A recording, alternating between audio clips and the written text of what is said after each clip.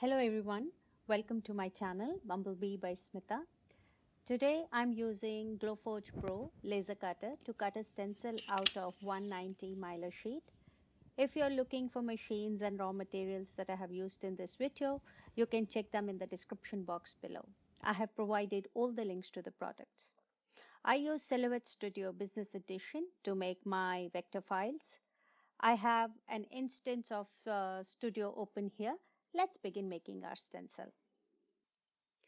So I have my vector file ready here. I'm going to save this as an SVG in one of the directories on my laptop.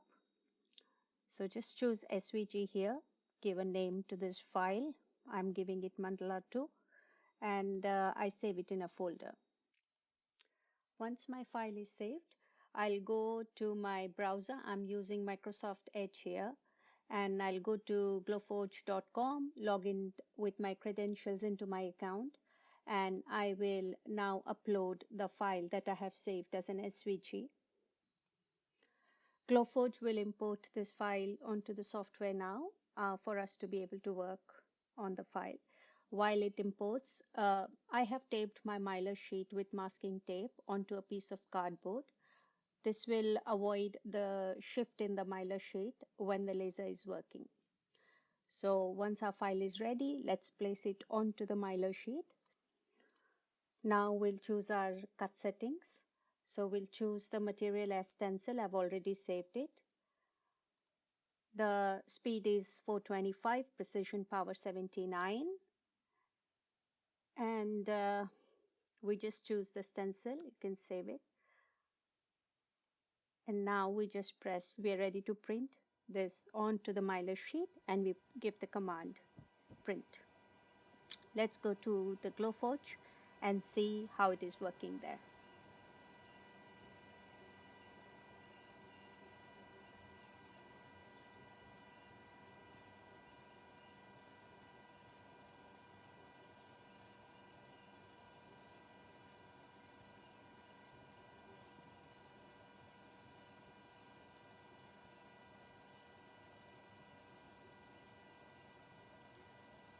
Glowforge is done with the print.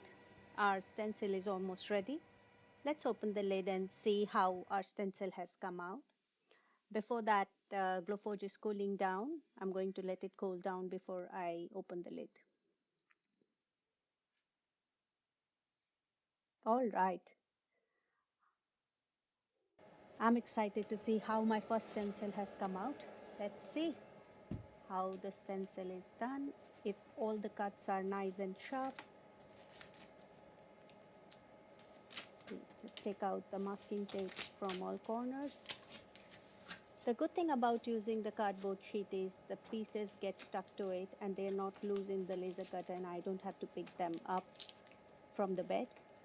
And a few pieces that would be stuck to the stencil will be easy to take out. I'm quite happy with the print. It has done a good job. Thank you so much to everyone for joining me in this video. I hope you found the information valuable and that it helps you onto your journey. Your questions are welcome. I'll try to answer. Please ask in the comments below.